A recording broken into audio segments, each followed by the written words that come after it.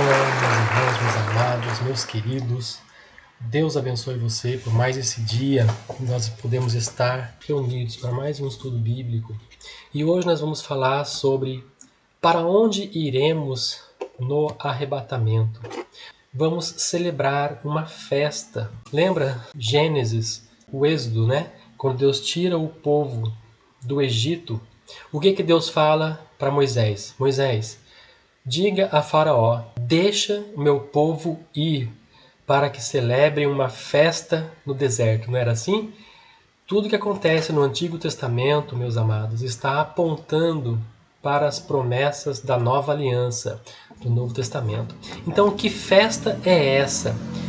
Nós vamos ser arrancados do mundo como se estivéssemos saindo do Egito. E nós vamos para onde? Celebrar uma festa nos céus. E que festa é essa? Seria a festa das bodas do Cordeiro. Nesse estudo de hoje, eu vou mostrar para vocês quem é o Cordeiro, quais as características do Cordeiro, quais as profecias que falam que nós iremos para essa festa, né? Iremos festejar esta festa. Vamos conhecer melhor o Senhor Jesus. Eu vou mostrar para vocês os versículos que falam que Ele é o Cordeiro de Deus, o Cordeiro Pascual, né? E também Ele é o mediador entre Deus e os homens. Mas Ele não é um intermediário no sentido de nós temos que buscá-lo, porque o Senhor Jesus mesmo disse, né? Ao Senhor teu Deus, quando Ele ensinou a orar, Ele falou assim, orai assim, Pai nosso que estás no céu, direto ao Pai, né? Sem intermediário. Pai nosso que estás no céu. Então, que tipo de intermediário é esse? Esse intermediário está falando daquele tribunal celestial, que o Senhor Jesus, Ele é nosso mediador entre Deus e os homens. Ele é nosso advogado. É Ele que nos defende lá no céu como advogado. E quando Ele vai para o Pai, Ele nos deixou então o penhor, né? Que nós vimos no estudo anterior, né? Aleluia. E o penhor é o Espírito Santo. A volta de Cristo pode ser a qualquer momento, é iminente. Já estamos no período do arrebatamento, porque nós aprendemos no estudo anterior, né? As parábolas do bom samaritano, parábola da dracma perdida, né? 2 dinheiros e tudo. Está apontando para quê? Para 2 dias, né? Como nós vimos no estudo anterior aqui, né? Que 2000 anos já se passou, porque um dia para Deus é como 1000 anos. Então, 2 dias proféticos pode ser 2 anos, ou pode ser 2000 anos. Já sabemos que está no tempo do fim. E o Senhor Jesus pode voltar a qualquer momento. Ele voltará nas nuvens, nos levará para uma festa. Nós iremos festejar. Enquanto nós estivermos lá no céu festejando as bodas do Cordeiro, aqui na terra acontece os 7 anos de tribulação. Então aqui na terra vai acontecer 7 anos de tribulação, 3 anos e meio de paz, 3 anos e meio de guerra. Nesse tempo, essa reconstrução do templo, ela é profetizada que vai acontecer durante a tribulação, não vai ser agora, né? Primeiro Jesus vai voltar.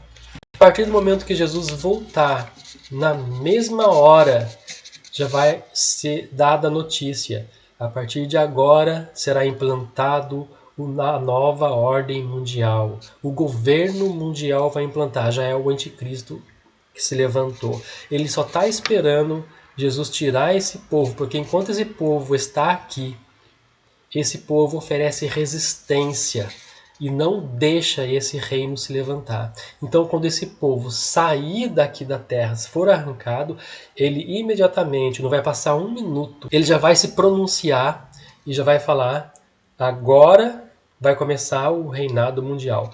Então, se você ouvir essa notícia, que a partir de agora começa a nova ordem mundial, saiba que Jesus já voltou.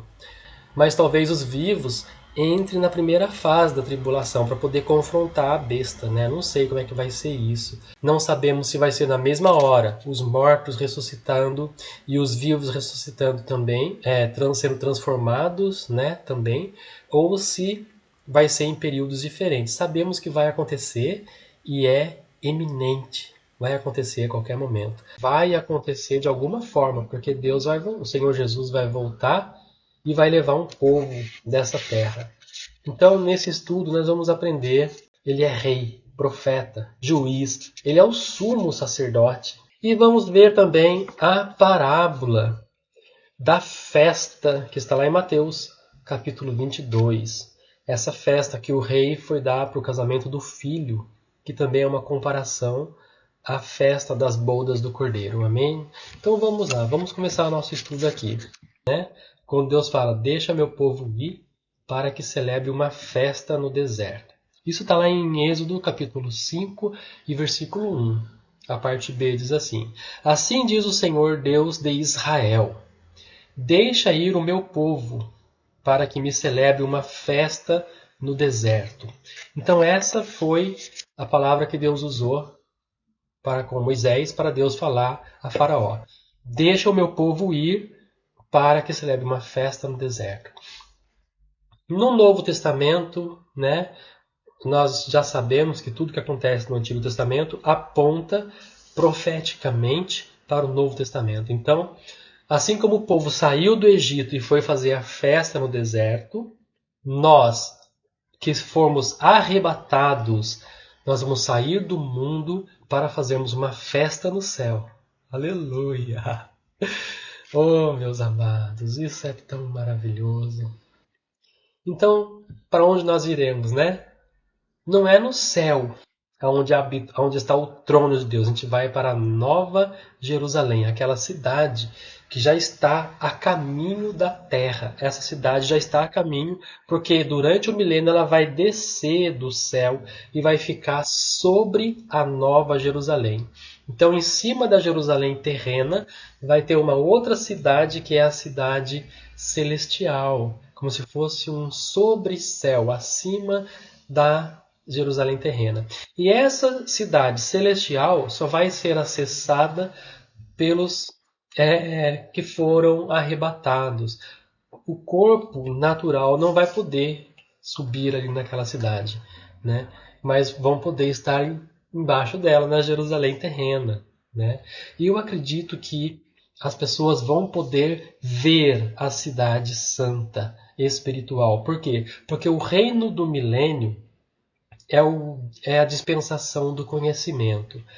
O que vai acontecer na dispensação do conhecimento? Deus vai desvendar os olhos e vai se mostrar para a humanidade. Então você vai estar andando para a rua, você vai ver um anjo andando. É assim que vai acontecer no milênio. Porque a Bíblia diz assim, que durante esse período, todos se converterão ao Deus eterno. Todos se converterão por quê? Porque vai ser uma era dourada. Eles vão ver o que está acontecendo no mundo espiritual. Deus vai abrir os olhos. É a dispensação do conhecimento. Nós estamos hoje na dispensação da graça. A dispensação da graça começou na morte do Senhor Jesus ali na cruz do Calvário. Ele foi o Cordeiro Pascual. Então a morte, ele morreu na Páscoa, ele foi entregue por um sacerdote, justamente por causa disso mesmo, porque ele foi o Cordeiro Pascual. Tinha que ser dessa forma, não poderia ser de outra forma, né? O versículo que fala que nós iremos fazer uma festa está lá em Apocalipse, capítulo 19, versículo 7 e depois capítulo 19, versículo 9. Diz assim, ó: Regozijemo-nos e alegremo-nos, e demo-lhes glória, porque vindas são as bodas do Cordeiro, e já a sua esposa se aprontou. Então, quem é a esposa do Cordeiro? A esposa é aquela que está desposada. Não vai ser para todos. Então, de Israel, Deus vai tirar a noiva lá de Israel. Não vai ser todo Israel arrebatado. Por quê? Porque precisa ter o penhor. O que vai provar que você é a noiva de Cristo é o penhor que o noivo deixou quando ele veio aqui. Nós vimos no estudo anterior que o penhor é o Espírito Santo que ele deixou, né? Até quando eu disse lá, né, que ele disse que enviaria o seu Espírito da parte do Senhor Jesus, que o Pai enviaria o Espírito Santo pela parte do Senhor Jesus, como num casamento, né? O pai do noivo envia o dote, envia o presente, né? A dracma perdida, né? A dracma lá era uma joia de noivado, né? Que a noiva estava em mãos ali. Então, a joia que nós recebemos é o Espírito Santo. Só vai subir quem tem o Espírito Santo. Essa é a joia. Então dá tempo ainda de você achar essa dracma perdida. Se você perdeu pelo caminho o Espírito Santo, eu vou orar por você agora e você vai receber o Espírito Santo aí. Amém?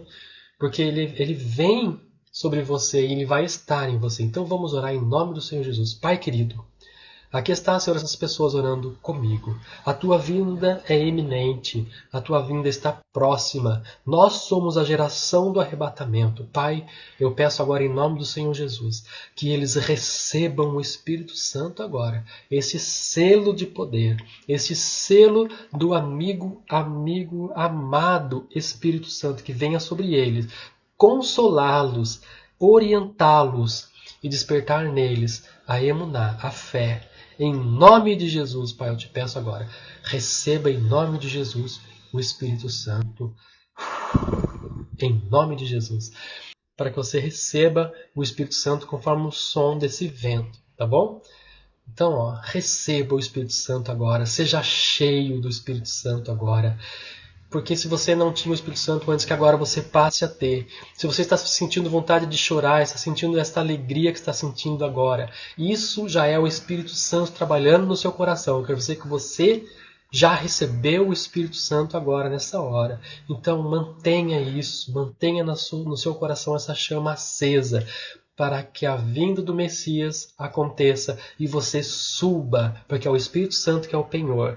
Ele vai pegar a igreja e vai levar até o encontro do Senhor Jesus. A igreja que eu digo é a igreja que Deus vai tirar de Israel, que são os que creem no Messias, e a igreja que Deus vai tirar entre os povos gentios, porque são aqueles que também creem no Messias, não idólatras, né? Porque a Bíblia diz que os idólatras são do príncipe, e o príncipe é a besta, né? Mas se você não é idólatra, se você for idólatra, se arrependa agora, em nome de Jesus, e se conserte com Deus agora, peça perdão, essa é a hora.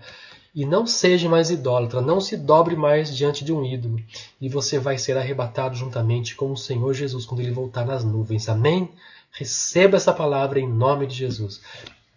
O outro versículo que fala das bodas do Cordeiro está em Apocalipse, capítulo 19 e versículo 9, que diz assim, ó: bem-aventurados aqueles que são chamados à ceia das bodas do Cordeiro.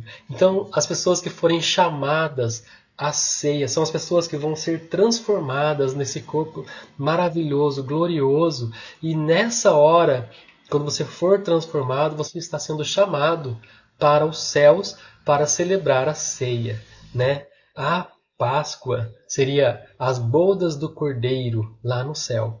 A Bíblia diz, quando o Senhor Jesus ele morreu na cruz, né? Antes dele morrer na cruz, ele fez ali a Santa Ceia com os discípulos, e ele disse assim: não beberei mais do fruto da vide, até que chegue aquele grande dia em que nós cearemos juntos lá na glória. Então é isso que está falando.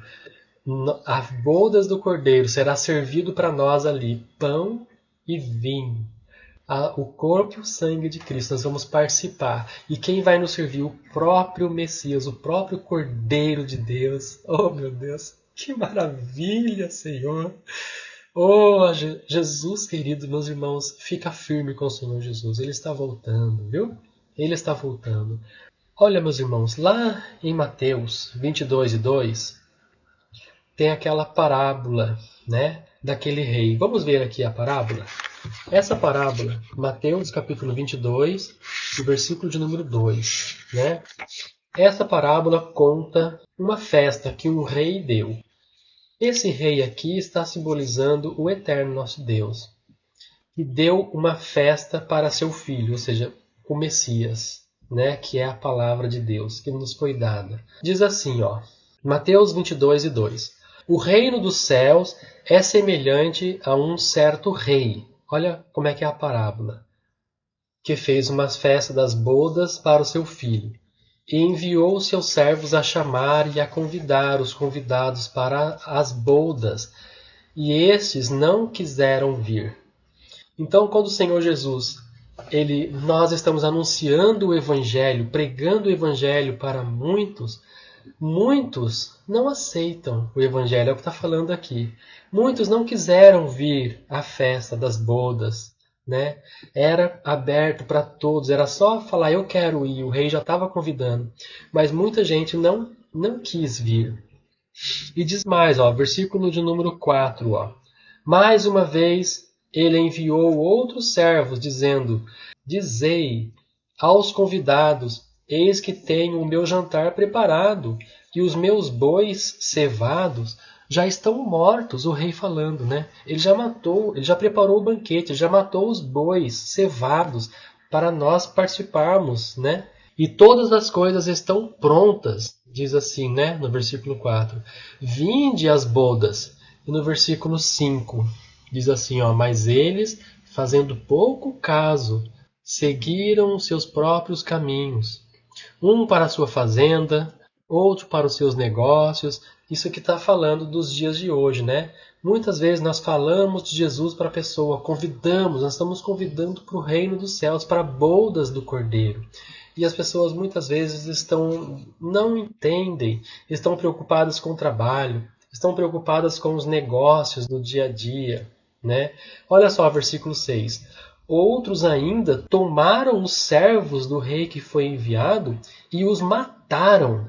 Olha só, o rei mandou convidar aquelas pessoas para bodas, né? Então chegou ali um missionário naquele país, e aquele país, e além deles não estarem querendo ir, eles ainda pegaram esses missionários e mataram esses missionários. É o que aconteceu já, né? Quantas pessoas foram enviadas a países de radicais, né? E ali foram mortos, não puderam nem pregar a palavra de Deus ali, nem convidá-los para a festa, né? Porque nós estamos convidando as pessoas para a festa que vai acontecer. E aqui nessa parábola conta tudo isso, Outros tomaram seus servos e mataram, né? Versículo 7. Ouvindo isso, o rei irou-se e enviou seus exércitos e destruiu aqueles assassinos e incendiou a sua cidade. Isso vai acontecer no Armagedon, né? Durante aqueles assassinos que fizeram tudo isso contra os servos de Deus que estavam ali convidando as pessoas para esse arrebatamento que ia acontecer, para essa festa que ia acontecer no céu. Então eles estavam ali convidando e foram mortos por causa disso. Então o rei ouviu isso e irou-se e destruiu aquela cidade. Então essa destruição acontece no Armagedon, né? E nós estaremos a salvos ali na festa do Cordeiro, festejando com ele, né? Glorificando ali, sendo servidos pelo próprio Messias, o pão e o vinho, que representam o corpo e o sangue do Senhor. Meus irmãos, aleluia! Vai ser algo tremendo esse dia, né? Nós almejamos por esse dia, nós esperamos, Senhor, por esse dia. O versículo de número 8 diz assim, Então ele diz aos servos, as bodas estão preparadas, mas os que foram convidados não eram dignos, não quiseram vir. E depois as estradas, convidai para as bodas. Todos a quem encontrares, tanto maus como bons, e o casamento ficou cheio de convidados. Então isso aqui é o que aconteceu. Isso que aconteceu. Como eles rejeitaram o convite, não quiseram esse convite, alguns quiseram, né? Esses que quiseram, por isso que eu disse, lá de Jerusalém, Deus vai arrebatar alguns. Esses alguns são a noiva. Esses são os que aceitaram o convite, quando lhes foi apresentado o convite. Mas alguns não irão ser convidados, porque na verdade eles desprezaram esse convite, né? Então o que acontece aqui, versículo 9: E depois as estradas convidai a todos que encontrarem. Isso aqui são os gentios. Então os servos de Deus que estavam ali convidando os judeus, e muitos judeus criam, mas também muitos não aceitavam, e muitos até maltratavam esses servos do rei. Então isso foi espalhado pela terra toda. Então agora, essa parábola está dizendo isso. Aquele convite foi estendido a quem? Aos gentios, por causa deles terem rejeitado. Então, quando chegamos lá nos países árabes, eles mataram os servos de Deus ali, né? Eles mataram, eles não quiseram nem saber, mataram. Não, que convite, que Jesus, o quê? Mataram aquelas pessoas. Eles desprezaram o convite. Então, essas pessoas serão destruídas pelo Armagedon. Isso vai acontecer. O Armagedon vai vir, a cabeça do iníquo será esmagada. Então é o que a Bíblia diz. E como que vai ser esmagada? As estrelas do céu vão cair, né? Essa é a batalha do Armagedon. Ide às estradas e convidai a todos quantos encontrares. Então nessa hora os servos saem dali e começam a pregar o evangelho aos gentios, e os gentios aceitam. E muitos gentios não aceitaram, né? Mas muitos que aceitaram também irão para essa festa, as bodas do Cordeiro. Lá nessa festa, nós vamos nos encontrar com os mortos que já morreram antes de nós e os vivos que serão arrebatados. Então lá você vai encontrar o seu ente querido. Você vai encontrar, no meu caso, meu pai, né? Ele já é falecido. Eu vou encontrar com o meu pai ali. Eu vou encontrar com todos que estiverem vivos, que forem subir, né? Tanto os maus quanto os bons, é o que fala aqui. Mas eles se converteram. E essa conversão, o que aconteceu? Deu a essas pessoas vestes novas, vestes nupciais. Então nós agora estamos vestidos com vestes nupciais. E o sangue do Cordeiro, que tira todo o pecado, né? Lava as nossas vestes ficam mais alvas do que a neve. Então agora estamos prontos para o casamento, para participarmos como convidados do casamento. Tá vendo? Então essa parábola fala sobre isso. Então vamos para um casamento. Então olha só, versículo 11 tem uma coisa estranha que acontece. Olha só, versículo 11. E o rei entrando para ver os convidados, ele vai passar em revista, né? Viu ali um homem que não estava com as vestes de casamento. Versículo 12. E ele disse-lhe, amigo, como você entrou aqui, não tendo vestes apropriadas? Então ele emudeceu. Então disse o rei aos seus servos, arrancai-o daqui, amarrai-o e lançai-o nas trevas exteriores. Ali haverá pranto e ranger de dentes. Então essa pessoa que não estava com as vestes foi a pessoa que foi por um acaso, ela chegou ali, né? Ela conseguiu entrar junto, né? E chegou ali, mas não pôde se diferenciar dos outros porque não estava vestido adequadamente. Então, para nós recebermos essas vestes agora, você precisa aceitar a Jesus. Então você recebe o Senhor Jesus e fala, Senhor, me dá novas vestes. Então as novas vestes, as suas vestes anteriores, que eram vestes de trapo e imundície, pelo pecado que nós cometíamos, agora será transformada com vestes novas, brancas e resplandecentes. Então é essas vestes que nós precisamos trocar, né? É isso que está falando aqui a profecia, a parábola, né? Do casamento aqui, das bodas, né? Então você fala, Senhor Jesus, lava no teu sangue, me dá novas vestes, venha morar no meu coração. Senhor, em nome de Jesus, escreva meu nome no livro da vida.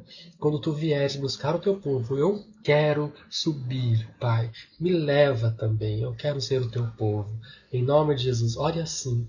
Deus vai te dar novas vestes. E o que é novas vestes? É justamente você ter essa mudança radical, essa conversão. Você que pecava, não vai pecar mais. Você que transgredia, não vai transgredir mais. Você que desrespeitava e não guardava as leis de Deus, agora você vai guardar as leis do Messias, né? E quais são as leis do Messias? Amarás o Senhor teu Deus sobre todas as coisas e amarás ao teu próximo como a ti mesmo. Então quem ama o próximo não difama, não calunia, não rouba, não cobiça, não vai cometer nenhum dos outros mandamentos. Por isso que o Senhor Jesus, o Messias, ele resumiu os 10 mandamentos em 2 apenas, que são esses 2 mandamentos, que se você cumprir, já é o suficiente para você ter novas vestes. Amar ao Senhor teu Deus sobre todas as coisas e amarás ao próximo como a ti mesmo. E tem também aqueles mandamentos perpétuos, né? Que esses mandamentos perpétuos, eles serão cumpridos durante o milênio. Então, durante o milênio, todos os mandamentos que você for ver ali em Levíticos, em Deuteronômio, da Torá, né, hebraica, todos aqueles mandamentos que estão ali, que não estão sendo cumpridos hoje pelos gentios, durante o milênio ele voltará a ser cumprido, porque ele é estipulado por mandamento perpétuo. Então, o sacrifício de vacas, de bodes vai voltar? Não, esse não vai voltar. O Messias aboliu realmente esse. Como que o Messias aboliu isso? Com o próprio sangue dele que ele verteu na cruz do Calvário. Então, ele foi o sacrifício. Com o sacrifício dele, ele aboliu todos os outros. Pode ver que lá em Deuteronômio e em Levítico, esses sacrifícios não são perpétuos. Mas a Brit Milá, que é a circuncisão, é perpétua, né? Então vai voltar a acontecer. O guardar as festas, né? Como Yom Kippur e as outras festas, mandamento perpétuo. Isso vai voltar a acontecer durante o milênio. Então, isso é a diferença do perpétuo e do não perpétuo. Deus já planejou tudo isso desde o começo, desde lá do Gênesis, né? Versículo 14, né? Versículo 13, pegou aquela pessoa e jogou nas trevas exteriores. Versículo 14, porque muitos são chamados e poucos os escolhidos. Então, vai ter uma peneirada, né? As pessoas que são escolhidas são aquelas pessoas que acordam, já querem ler a Bíblia, estão querendo ler a Bíblia toda hora. Essa sede, essa fome de Deus é o nosso espírito que realmente converteu verdadeiramente.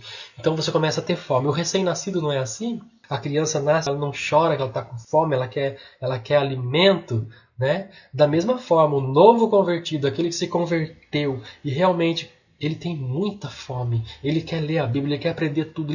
Se deixar, ele passa a noite inteira lendo a Bíblia, né? Isso é lindo, meus irmãos. Então essa fome e sede de Deus é resultado do novo nascimento.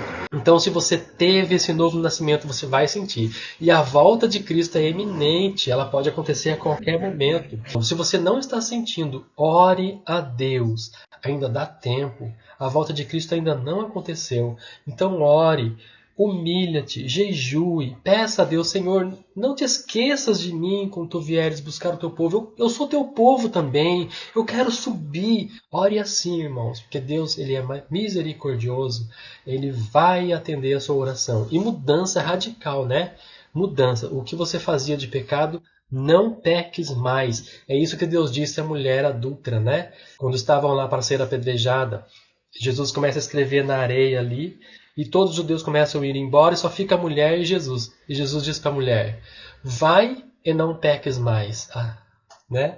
Então é assim que Deus quer. Um arrependimento sincero, e que você deixe o pecado e não peques mais. Amém? Bom, Mateus, o rei enviou seus servos para convidar, e esses não aceitaram. Então o rei ordenou que convidasse a todas as pessoas, que somos nós, gentios, e os que aceitaram irão para a festa. E dos judeus também que aceitarem, também irão para a festa. Mas não são todos que aceitaram.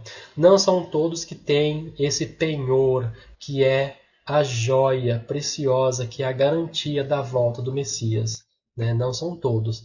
Então eles vão perceber só quando começar a acontecer a terceira vinda do Senhor Jesus, que já vai ser para a guerra do Armagedon, com todos os seus santos atrás, né? Todos os seus santos anjos e com todos os escolhidos que foram arrebatados. Vão estar tudo ali nas nuvens. Essa vai ser a terceira vinda. A terceira vinda, porque a segunda ele vai levar secretamente para a festa das bodas, né? Então, durante esse período vai acontecer aqui na Terra os 3 anos e meio de paz e os 3 anos e meio de guerra. O templo será reconstruído, depois o templo será profanado, e aí começa a guerra, e aí essa guerra vai durar até a terceira volta do Messias. Quando ele voltar, cumpriu os seus 7 anos, os 7 anos da festa das bodas do Cordeiro, e aí então vai acontecer a batalha, a guerra do Armagedon. Irmãos, temos pouco tempo, porque o Senhor Jesus está voltando. É por isso que eu estou gravando esses vídeos, para que você possa aceitar a Jesus em tempo oportuno, porque Jesus ainda não voltou. Mas mais para frente, alguém pode estar ouvindo, assistindo esse vídeo e já teria acontecido esse arrebatamento. Então, se você ficou aqui, se você está assistindo esse vídeo e você ficou, infelizmente você ficou, ainda tem uma chance para você. Só que agora vai ter que ser pelo seu esforço. Jesus morreu na cruz para nos salvar, né? Foi por esforço, ele morreu por nós, foi o período da graça. O período da graça fechou-se a porta, igual foi fechado a porta da arca de Noé, né? E ali começou o dilúvio. Então, o período da graça fechou com a volta de Cristo, a volta que foi levar o povo para a festa. Então, ali fechou a porta da graça. Então, a partir desse momento, é você que vai ter que sofrer para ser salvo, não negando o nome do Senhor e combatendo a besta, não aceitando qualquer marca que ela queira colocar sobre as pessoas, né? Então, você fazendo isso, você vai ter que morrer, porque a besta não vai deixar, né? E a Bíblia diz que essas pessoas serão mortas e será pelo próprio sangue dela. Mas se você morrer nessa convicção de que Jesus ainda te deu mais uma chance, então você será salvo, né? Então, nós podemos ter essa certeza. E durante esse período, o que nós vamos fazer? Quando você vê a desolação acontecer, que é a profanação do terceiro templo, vai acontecer a profanação, na mesma hora, fuja para os montes. E quais montes? Os montes de Israel. É lá, é nos montes de Israel, porque a profecia de Mateus 24 está falando para os que estão em Judéia, na Judéia. Então, na Judéia, está falando para judeus. Se você está aqui em outro país e você vê isso que está acontecendo, né? Começou a perseguição. Vai ser na mesma hora. Corra para os montes de Israel. Não é qualquer monte, não. Vai lá, Massada vai se repetir. A resistência vai estar ali. Os outros lugares, todos serão destruídos. Mas se você estiver lá em Israel, Israel será poupada no dia do Armagedon, não vai ser destruída. Porque o Messias, ele virá para Israel ainda. Vai haver conversão. Eles vão se arrepender nesse período. Então, quem é o Messias? Vamos ver na Bíblia quem é o Messias. Quais as profecias, né? Quais as profecias? Quem é o noivo? Deuteronômio, capítulo 18, versículo 15. O Senhor teu Deus levantará para ti um profeta do meio de vós, de teus irmãos, como eu, e a ele ouvireis.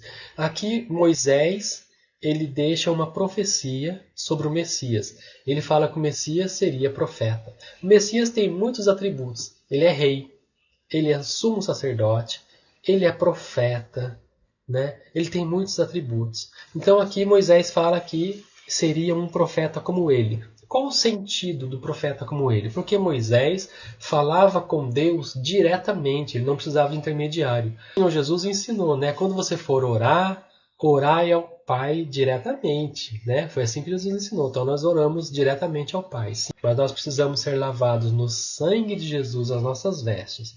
Amém? Precisamos de vestes novas. E precisamos que nossas vestes sejam lavadas, para que não tenha nenhuma mancha, nenhuma ruga, nenhuma mácula. Vamos estar imaculados. Então, irmãos, é isso que está falando aqui. Moisés profetizou sobre a vinda do Messias. Por que que o Messias veio? Né? Por quê? Por que que tem que enviar o Messias?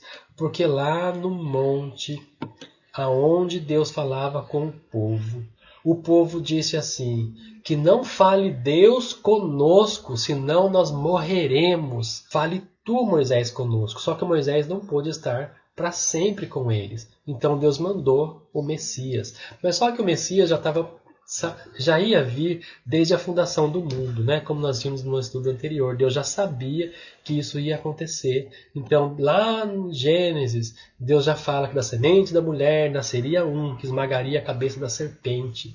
A cabeça do iníquo será esmagada. E não só de Satanás, do adversário de nossas almas, mas todos os que cometem injustiça. É o que está falando ali. O iníquo será aniquilado, será esmagado. Deuteronômio 18:16 diz assim, ó: conforme tudo o que desejastes do Senhor, o teu Deus, em Horebe, é isso que eu falei, né? No Monte Horebe, onde a sarça ali ardia, né? No dia da assembleia, dizendo: não ouvirei novamente a voz do Senhor, para que eu não morra. Então o povo pediu o Messias para Deus nessa hora, e nessa hora Deus atendeu. Nessa hora, Deus já tinha o Messias preparado desde a fundação do mundo, né? Mas nessa hora foi a hora que o povo pediu o Messias. Então, Moisés profetizou sobre isso, Deuteronômio 18:15, Deuteronômio 18:16. Tá essa profecia. E o Messias seria profeta como o Moisés, mas não só profeta. Ele é Rei dos Reis, Senhor dos Senhores, ele é sumo sacerdote, né? Ele é o nosso juiz, ele é o nosso mediador. Vamos falar sobre isso, né? Por que mediador? Nós precisamos de mediador? Sim, nós precisamos. Em que Jesus vai fazer a mediação? No tribunal celestial. A Bíblia diz, lá em Isaías 49, versículo 8, e dar-te-ei por um pacto do povo. O que é essa profecia? Fala que o Senhor Jesus, ele será o pacto da nova aliança. Dar-te-ei por um pacto do povo, né? A nova aliança, a Brit Hadashah, o Novo Testamento. O Senhor Jesus foi o pacto.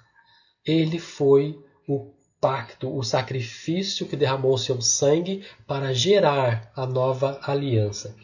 Lá em Hebreus 12:24 diz: e Yeshua, que é o Senhor Jesus, né, mediou, deu um novo pacto, o sangue da aspersão. Então, ele é nosso mediador nesse sentido, no sentido do novo pacto, da nova aliança. Quando Noé saiu da arca, ele viu o arco de Deus ali no céu, né? Aquele era o pacto de Deus. Quando a cruz, o Messias morreu ali, a nova aliança. Por isso que chama Novo Testamento, né? Para ter um testamento, é preciso que alguém morra, senão o testamento não é válido, né? E é justamente isso que aconteceu. O Messias teve que morrer ali, conforme a profecia de Daniel, como está escrito lá, né? Em Daniel, no estudo anterior eu falei sobre isso, né? Conforme a profecia de Daniel, o Messias teve que morrer ali, porque senão o Novo Testamento, a nova aliança, não teria validade. Teria que ter o derramamento de sangue. Aqui em Hebreus, capítulo 8, versículo 6, diz assim: mas agora ele alcança um ministério mais excelente quando também é o mediador de um melhor pacto, que foi estabelecido sobre melhores promessas. Então o Messias, ele foi o pacto da nova aliança. Então ele é nosso mediador nesse sentido. Ele é que está ali no tribunal celestial nos advogando a nossa causa. Ele é o nosso mediador entre nós e Deus no tribunal celestial. O Cordeiro de Deus, ele tem o livro da vida do Cordeiro, né? Nos dias temíveis de Yom Kippur, é o Cordeiro de Deus que está ali com o livro da vida aberto. Isso está lá em Apocalipse. Amém? Então, Hebreus, capítulo 8, versículo 8, diz assim, ó: eis que virão dias, diz o Senhor, em que farei um novo pacto com a casa de Israel e com a casa de Judá. Esse é o novo pacto, né? Hebreus 9:15. E por isso, ele é o mediador do Novo Testamento, para que por meio da morte, para a redenção das transgressões cometidas debaixo do primeiro testamento, os chamados recebam a promessa da herança eterna. Então, a primeira aliança teve pessoas, né, que não estavam conseguindo cumprir. Por isso o Messias foi enviado também. Olha só, o Novo Testamento, a nova aliança que é válida.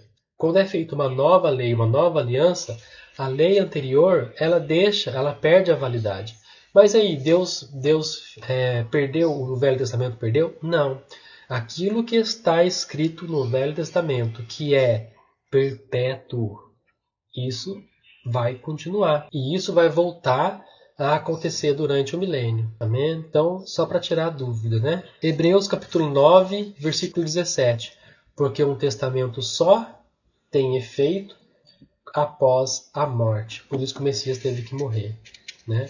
Então, meus irmãos, o Senhor Jesus, ele veio aqui na Terra e ele tinha uma linhagem, né? Uma profecia que fala assim: de Judá não se arredará o cetro do poder. Ou seja, o reino não vai arredar de Judá. Ou seja, a raiz de Davi. Então isso nos mostra que o Messias viria da raiz de Davi, né? E por isso que eles falam lá ao Senhor Jesus, né? Jesus, Yeshua, né? Filho de Davi, tem misericórdia de mim. Ele era filho de Davi. E ele será o rei do milênio, que vai governar durante o milênio. Então, meus irmãos, é isso, a linhagem dele. Aonde que está na Bíblia sobre isso, né? Olha só, Isaías 11 e 1. Diz assim, ó: e sairá um ramo do tronco de Jessé. Olha isso, né? A profecia de Isaías, antes de Jessé nascer, foi profetizado para Jessé. O nome dele, Jessé, foi bem assim, Deus já conhecia pelo nome. Oh, meu Deus, que Deus tremendo, né? Deus maravilhoso. E sairá um ramo do tronco de Jessé, e um renovo se brotará das raízes dele. Aqui fala de Davi. Quem é que foi filho de Davi? Davi foi filho de Jessé. E quem é que foi filho de Davi? O Messias. Então, da raiz de Jessé saiu o rebento da oliveira, né? Saiu o renovo ali. Nós podemos ver também Jeremias 23 e 5. Diz assim, ó: eis que dias vêm, diz o Senhor, em que eu levantarei para Davi um renovo, um justo, um rei que reinará e prosperará e executará juízo, justiça na terra. Aqui está falando Jesus, Yeshua, filho de Davi, que ele seria um rei que executaria juízo e justiça na terra. Nós lemos 23 e 5, né? Veja 23 e 3, diz assim, ó: e eu recolherei o remanescente do meu povo, do meu rebanho, de todas as regiões para onde eu os levei. Eu os trarei novamente para os seus apriscos, e eles serão frutíferos e aumentados. Aqui está falando o quê?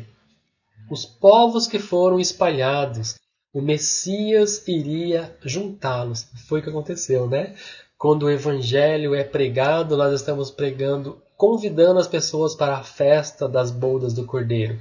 Então, está sendo juntada novamente essas pessoas no aprisco. Cumpriu a profecia Jeremias 23 e 3. Amém?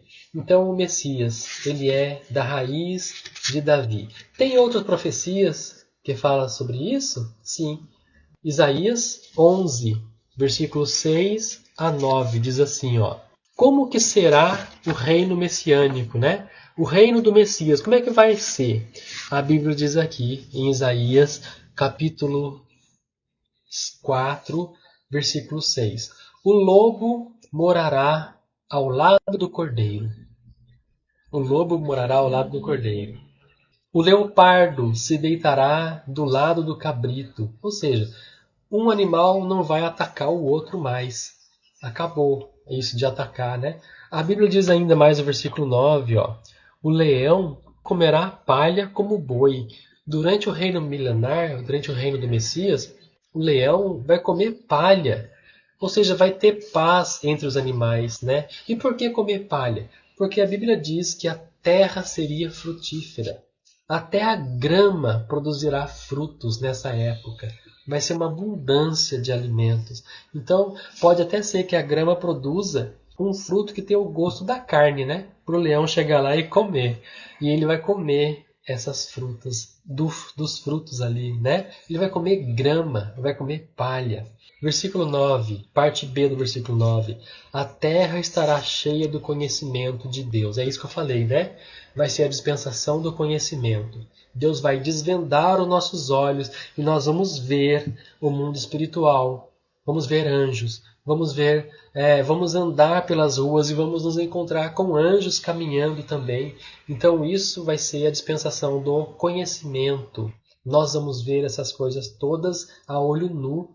Nós vamos conhecer. E durante essa época, essa era dourada, todos os povos se converterão, né? Então temos profecias também que nos fala sobre o nascimento do Messias, aonde o Messias nasceria, né? Isaías, capítulo 9, versículo 6. Porque para nós um menino é nascido, para nós um filho é dado, e o governo estava sobre os seus ombros, e o seu nome será chamado Maravilhoso, Conselheiro, Deus Forte, Pai da Eternidade, Príncipe da Paz. Então esses são os nomes que o Messias será chamado. Não tem contestação contra isso. Está escrito na profecia de Isaías. Será chamado Deus Forte, será chamado Maravilhoso, será chamado Conselheiro, Príncipe da Paz, Pai da Eternidade. Esses são os nomes do Messias, né? Que são os nomes de Deus. Então isso nos mostra que o Messias, ele é o próprio Deus que veio. Quando Deus mandou o Messias, João capítulo 1, versículo 1. O princípio era o verbo era Deus. O que é verbo? É a palavra. Então, a palavra de Deus é o Messias. Ele nos enviou a sua própria palavra para nos salvar. Então, é o próprio Deus, foi a palavra de Deus que veio, se transformou numa pessoa com sentimentos, porque Deus é tão poderoso que a palavra dele é uma pessoa que tem sentimentos. E o que a palavra dele disse? Apontou para o Pai. Quando você orar, é ao Pai que você vai clamar, é ao Pai que você vai adorar, é ao Pai que você vai adorar. Diz assim, né? Quando ele expulsou o inimigo de nossas almas, né? Ele disse assim: somente ao Senhor teu Deus adorarás e somente a Ele servirás. Né? Foi quando ele foi expulso dali, lá no deserto, na tentação do deserto. A tentação do deserto não foi Jesus levado para ser tentado. Ele foi afrontar a tentação ali. Por isso que ele foi levado pelo Espírito de Deus. Ele antecipou isso. Ele partiu para cima. Ele foi afrontar e vencer, porque o mal estava fugindo dele, viu? O mal não queria encará-lo, não. Ele teve que partir para cima para poder acontecer as coisas ali, né? Então, ó, tem uma outra profecia, Miqueias, capítulo 5, versículo 4, diz assim, ó: apacentará na força do Senhor, na majestade do nome do Senhor, o seu Deus. Parte C, ó, e será engrandecido até os confins da terra. Aqui é mais uma profecia para o Messias. E como será o caráter do Messias, né? O Messias seria um homem de dores, como está escrito lá em Isaías 53, versículos 3 a 5 e depois o versículo 7. Né? Diz assim, ó, ele era desprezado, rejeitado dentre os homens, um homem de dores, familiarizado com a tristeza, e nós os escondemos de nossas faces igualmente. Né? As pessoas olhavam para ele, não viam parecer nem formosura. Ele era desprezado. Tudo isso ele sofreu porque estava gerando uma pérola ali dentro dele, né? Estava gerando a nossa salvação, né? Em Cristo, o Messias. Então, é assim que ele sofreu aqui na terra. Ele foi muito humilhado. Ele foi um homem de dores e experimentado nos trabalhos. A mão dele era cheia de calos, porque ele trabalhava. Não sei se ele era carpinteiro, se ele era pedreiro, a Bíblia não especifica. Mas ele foi desprezado para nos dar a salvação. Né? Olha só, versículo 4, ó, Isaías, capítulo 53 e versículo 4. Certamente ele suportou, ele levou sobre si, né, todas as nossas dores e carregou todas as nossas tristezas. Contudo, nós o consideramos por aflito de Deus, ferido e afligido. Então ele suportou tudo isso por amor a nós.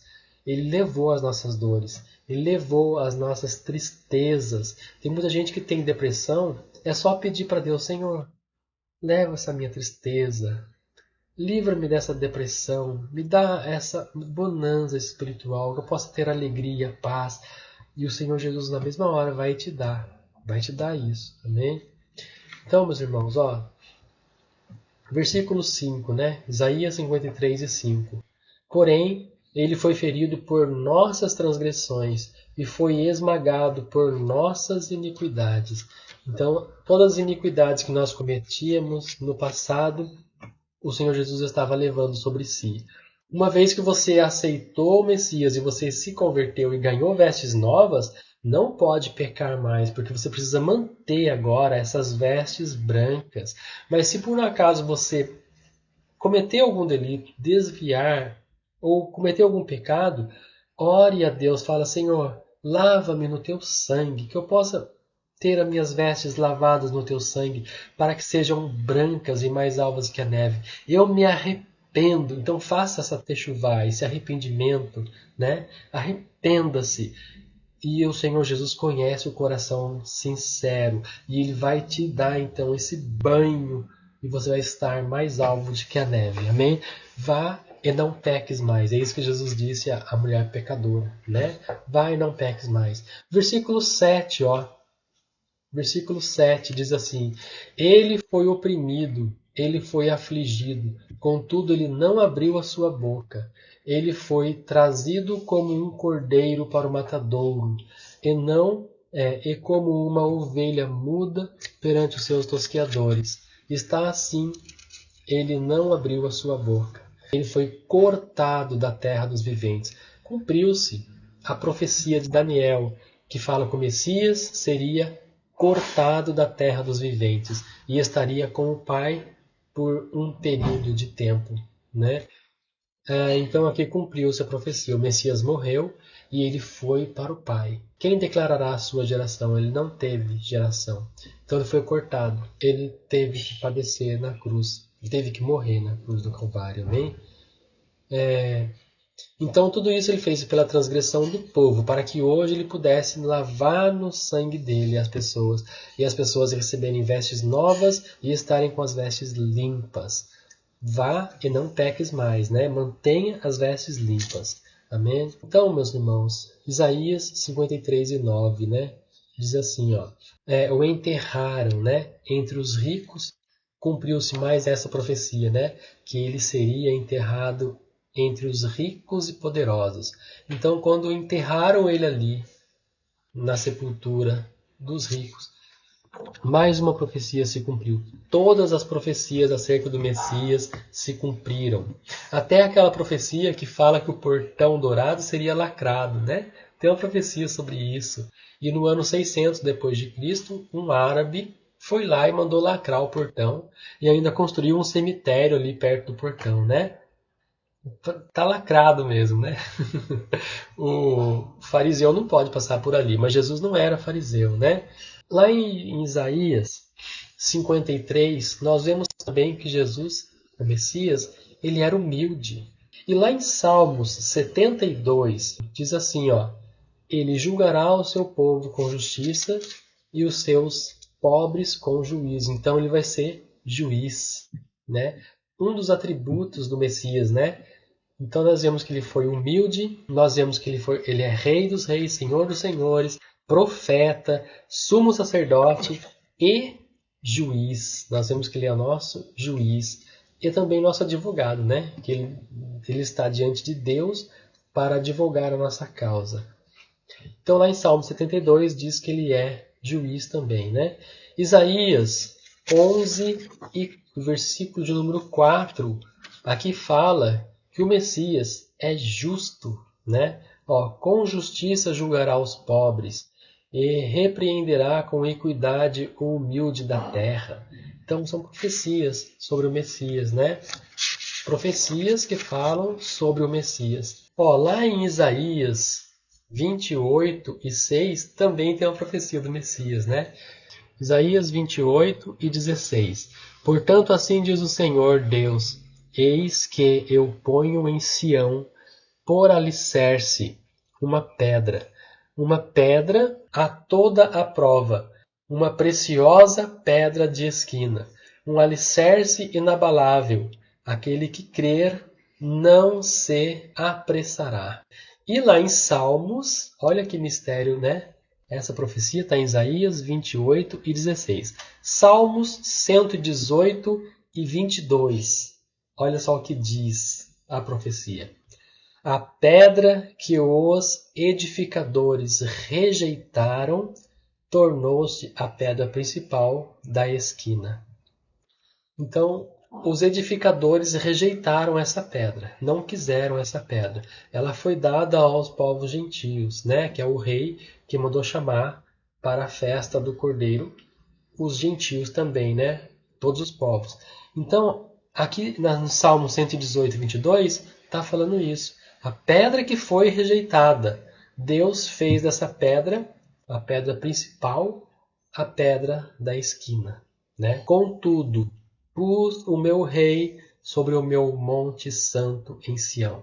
Então o Messias ele vai sentar sobre o monte santo de Sião para reger as nações com vara de ferro. Ali as nações terão que cumprir a lei que está em Deuteronômio, todas as leis que estão ali que são perpétuas, né? E todas as festas das trombetas, alguém da nação tem que estar presente ali, senão não haverá chuva na nação por todo aquele período, todo aquele ano, né? Então na festa das trombetas as pessoas vão ter que estar ali, presente em Jerusalém, em Israel.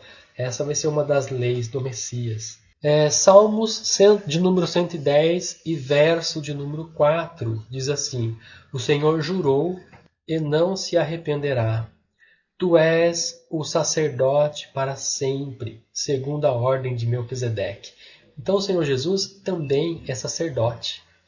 Então ele é rei, profeta, juiz, ele é humilde, ele é a pedra angular, ele é o sumo sacerdote também, né? Segundo a ordem de Melquisedeque. Quem foi Melquisedeque, né?